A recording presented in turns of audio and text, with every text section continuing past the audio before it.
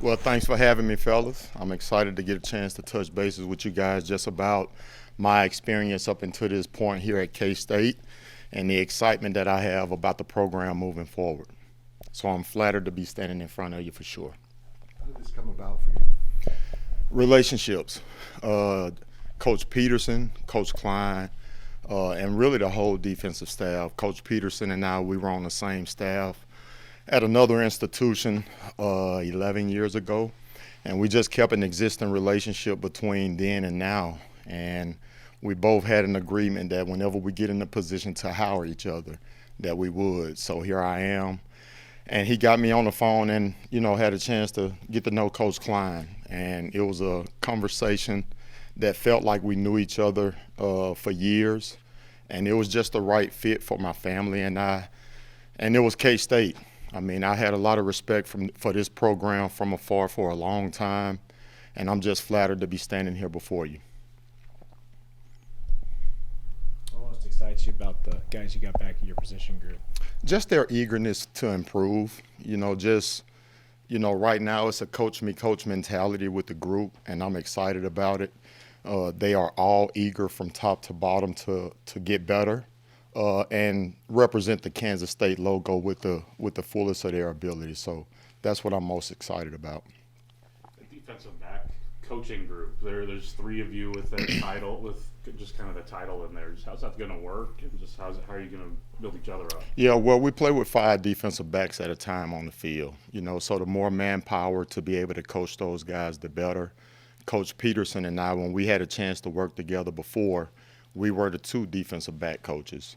So to have Coach Johnson at safeties to be able to, lead that group with his expertise is only going to be in addition to the group. So Coach Peterson is more of a big picture defensive coordinator that really doesn't have a position, but he does have defensive back background. So collectively with us 3, we're going to be the ones leading the group in addition to the support staff as well. He mentioned when he was in here the other day that he's coached basically every kind of defensive alignment you can use. Yeah. I'm assuming, obviously, you were part of that too. What are the advantages? I mean, that seems like a really big advantage to me. Yeah, well, along the way, as you have different experiences with different schemes, you start putting together what it is that you would want to do when you get in the seat that he's sitting in. We wanted to build it from the ground up once we got here as a staff. That's the thing that he said he wanted to do as the defensive coordinator in our first staff meeting. And we all collectively have been in a lot of different schemes, obviously. So we just somewhat building it from the ground up. Coach Peterson and I, we were in a 3-4 scheme with Coach Tim DeRuiter, who is obviously now on the staff, and Nick Toth. And it's just some multiplicity that we're going to bring. Obviously, they had a lot of success at A&M and some previous places he's been at as well. So it's somewhat building from the ground up with a collective piece of all of the schemes that he's been around. What did you learn last year? It was a difficult year at Arkansas in that defense. Just what did you take away from that and the way to improve? Yeah, great question. Is that good players make good coaches, to be honest with you. It was a great experience. You learn from failures just as much as you do success. I grew a lot from that experience. It was a great experience, but I'm excited about this opportunity here at Kansas State. You identified a leader to kind of help you facilitate things early on, or are you still building those leaders in the secondary? Right now, still being built. It's a lot of new faces on the back end, obviously coaches and players. So we're all just learning one another right now, learning the strengths and weaknesses of the players in terms of what they can do and do well. So that part is still, to be determined. But we are planting seeds with certain guys that have been here, that has been leading by example with their actions before they start verbally leading. So I'm excited with where we're at right now.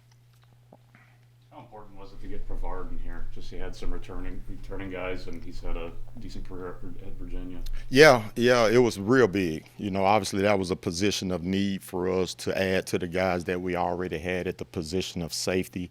So to be able to add him with the experience he had in the ACC conference with a school that I got a lot of respect for from a football perspective with Coach Elliott, Tony Elliott, they did a really good job in terms of developing him up until this point. So he was a great addition to the room for sure. And you said you felt like you knew Colin Klein for years when you talked to him. What was it about that conversation that made you feel so comfortable? Well, just, the things that he prioritized as a man. Obviously I was able to watch him as a player from afar and as a coach as well, and always had a level of respect for the success that he had. But once I spoke with him, he's a man of faith. He's a family man, and he put those as priorities in his life as well as myself. That's what I do as well. So it was just a perfect fit. And, some people you speak to, it felt like you've been knowing them for years. It was just that type of conversation. Is there a certain style you want your D-backs to play with when you go up against Big 12 offenses? Just confidence, confidence, physicality, and being able to play fast, and that comes from knowledge. So just being students of the game with the preparation that we're having right now, production on the field doesn't start when we get on the field. It starts now, day one. So just, the knowledge, playing fast, playing with confidence, and playing together, right? Like, that's the thing that's important. We want 11 guys playing the same call, being disciplined to do their job within the structure of what we're asking them to do, and do it to the best of their ability without hesitating. At this point in time, who were maybe a couple guys in your room that have kind of maybe emerged a little bit as leaders? Yeah, still a long way to go. It's a question to ask pretty early right now. Some guys that's standing out are some young guys. I mean, Zayshawn Rich is doing a really good job. I'm excited with the experience he's been able to have, last year or whatnot, and what he's bringing to the room. Donovan is doing a really good job. McIntosh, he's leading by example as well with his actions as well. But we still got a long way to go in a lot of areas, with leadership being one of those areas that we must improve in.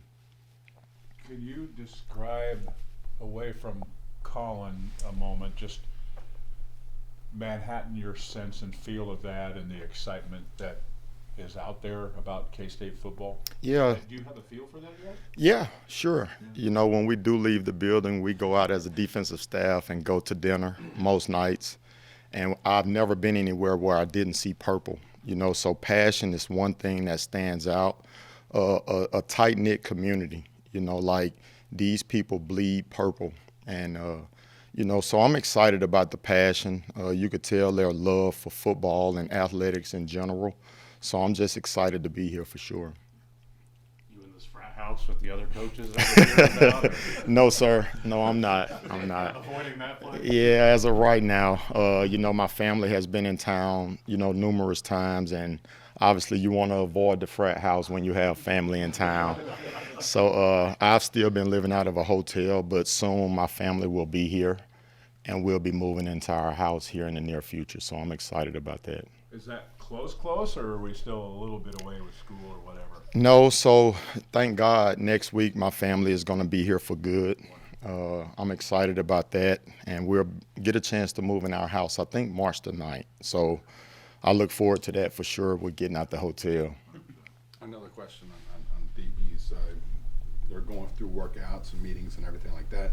When you observe them physically, what maybe stands out the most? And you've coached so many great defense backs in the past. Yeah. I mean, any kind of catch your eye?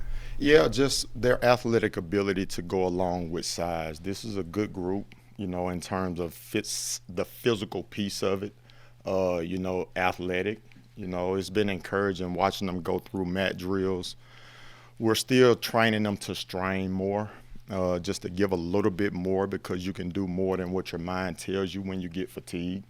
So just teaching them to go beyond that is the physical piece that we're emphasizing. But I've been really excited about the movement skills that we have on the back end to go along with good size to match up with different, receiving groups that we have to go up against.